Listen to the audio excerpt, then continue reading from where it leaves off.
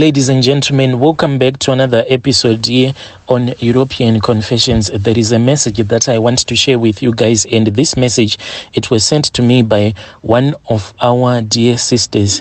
She was actually crying when she was giving me her voice note, especially when she said that she was forced to find a woman who was on her period, pay that woman, then she had to ask that woman to allow her to lick her private parts whilst she was menstruating, because this was a punishment, because she had failed to keep the terms and the conditions of the contract that she had with the devil. The message reads like this. Hello, Brother Nashi, how are you? Can you please post my own story as hidden identity? My brother, after me and my boyfriend had a very big argument. That was when I decided to come to South Africa, because in South Africa I had this friend of mine who was very successful. She first had a salon at that time when I came to South Africa, but now she has several businesses. She opened up her first salon, which was really successful. When I came here, I was working for this other Indian man, but I was staying in the location in the high density areas. As from my friend, she said that she never stayed in the locations. She stayed only in the suburbs. Then this friend of mine, she would come into town, then she would be running her salon. But one thing that I noticed about this friend of mine was that whenever she would complain about the lack of customers, she will just go into the streets whilst people will be passing by her salon. Then she will just point at any woman that will be passing. Immediately that woman will just say, "It is fine, let us go to your salon so that you can do my hair." But when she will be doing that woman's hair, the woman will even be surprised. She'll be like, "I have my own hairdresser. I don't know what am I doing here. And even though I have another hairdresser, but I just recently did my hair like last week. So why am I undoing everything?" Because my friend was using these charms. She had gone to Mozambique to do all of these charms. Then there was this other day, my friend was always complaining of emotional stress. So I just said, look for a man that is going to give you something between the sheets. If you get a man to give you sex, then you are going to be okay. All of this stress that you are having, it is because there is no man that is doing you good. You need to find a man that is going to do you good. You won't have any stress. Look at the success that you have. You need a man. Why are you not dating? She kept on giving me a lot of excuses.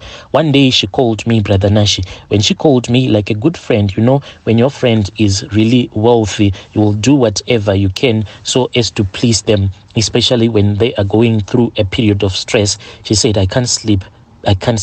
She then said that I can't sleep. I then went and I slept with her at her house. But what shocked me, Brother Nash, is that when we went to bed, she removed all of her clothes. I am someone that is not comfortable to be around another woman who will be naked, and we were supposed to sleep on the same bed. I didn't even want to remove my clothes so that I won't feel her skin. I just don't hang around like that. It is only that I am forced by these rituals to hang around other women. On that night, I was not comfortable, Brother Nanshi, but I then fell asleep. And when I was fast asleep, there was this pleasure that was flowing through my body like electricity. When I woke up, I then found out that my friend, she had placed her hand on my private parts. She actually had her finger inside my private part, and this was not nice at all. I then screamed, and she screamed also. When she woke up, I asked her what the hell was she trying to do. She then started crying, and I said, what is it, my friend? What is it? What is going on? Why are you crying now? She then said, my friend, I have not dated any man for a very long time. I have this urge to have sexual intercourse, so I am now addicted to this thing of pleasing myself. She was telling me that almost on a daily basis, when she was alone, she will take her finger and place it inside her private parts. That was the only way that she could please herself. So she had actually forgotten that she was sleeping with another woman in her bed. That is why she had ended up with her finger inside my private part.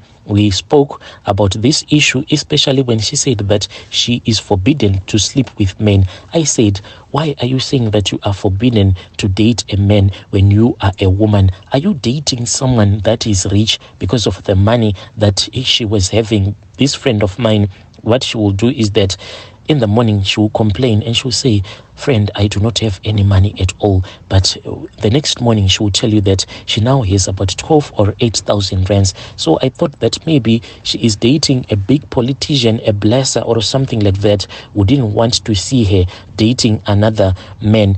She then said, no, I went to Mozambique. And when I went to Mozambique, I met this traditional healer. This healer is the one who gives me the charms. You see my salon, the way that I am getting my customers, it is not normal at all. I am using charms to trick these women to come into my salon so that I can make money. I am forbidden to sleep with a man. If it is an emergency, if I find myself in between the sheets with a man, I have to sleep with this man, not using my private part, but the other way where you do your poo. My brother, I said, what kind of a ritual is that? She then said that it is a ritual to make you rich. And I said, tell me more. I was really interested, Brother Nash. At that time, she had bought this beautiful 2-door AMG, beautiful Mercedes-Benz.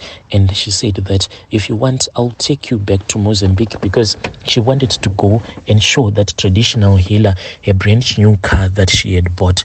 We went there, Brother Nash. There is no one who doesn't want to be rich in this world. No matter who you are, we all want to be rich. We went there, we drove to Mozambique. When we arrived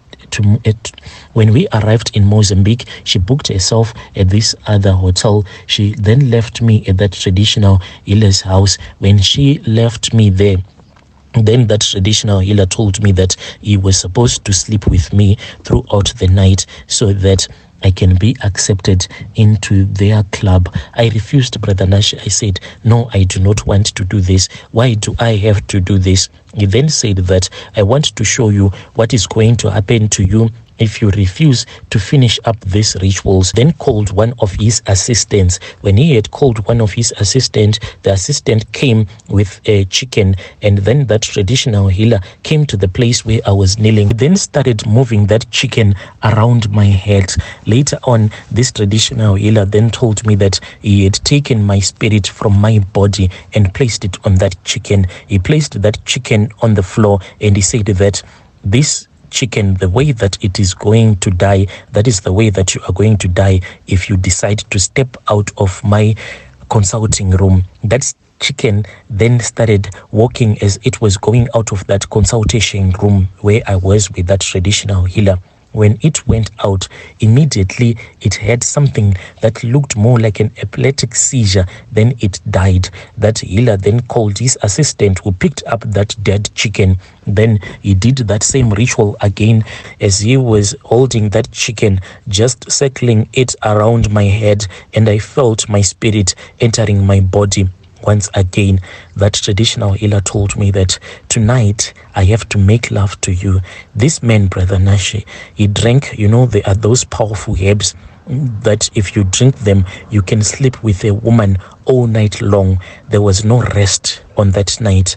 That man slept with me until I felt that my womb was swollen. It was really painful. It did not rest. This thing of ritual money, it is not an easy thing. The next morning, I could not even walk because this man, he worked me throughout the night. After these rituals had been done, he then took some charms. These charms, they were actually sticking on my private part. We traveled from Mozambique. We came to South Africa. We stayed in South Africa. Those charms, they were still hanging on my private part as if they were glued on my private part. He had told me that for me to accept this covenant, the man that I was supposed to sleep with for the final time, it was supposed to be my own blood relative, my brother. He was the one that I chose, and after him there was no man that was supposed to insert his manhood into my private part, otherwise I was going to die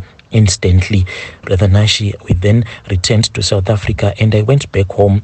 I had that mission to seduce my brother. When I arrived in Zim, I went straight to the place where my brother was staying with his wife. After we had stayed for a couple of days, I then asked my brother to take me to town, and I went with him to town. It was only him, his wife, we then left my brother's wife back home. She was looking after the kids. Along the way, Brother Nashi, when my brother was busy driving, I just placed my hand on top of his manhood.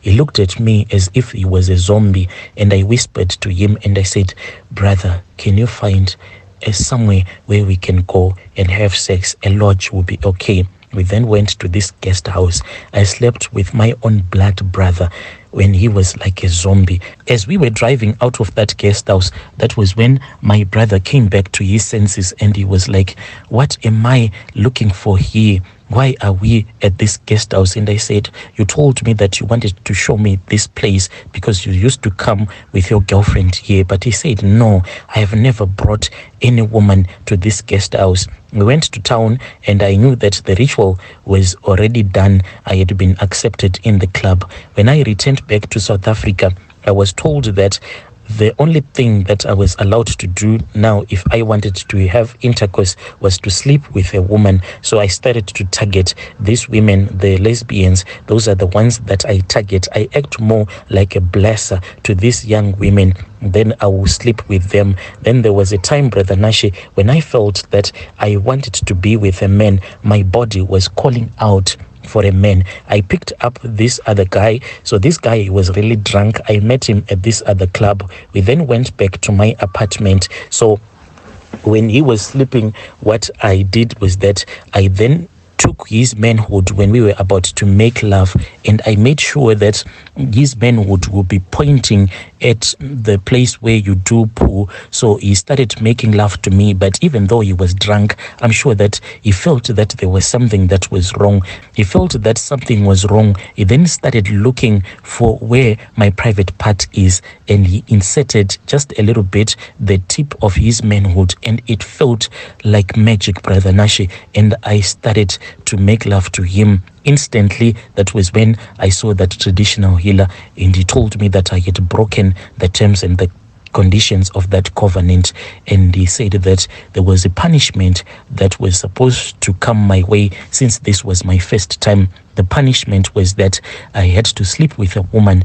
This woman that I had to sleep with was supposed to be on her monthly periods, and as I would be licking her private parts, I had to swallow her blood, to eat up her blood. That was my punishment, Brother Nashi.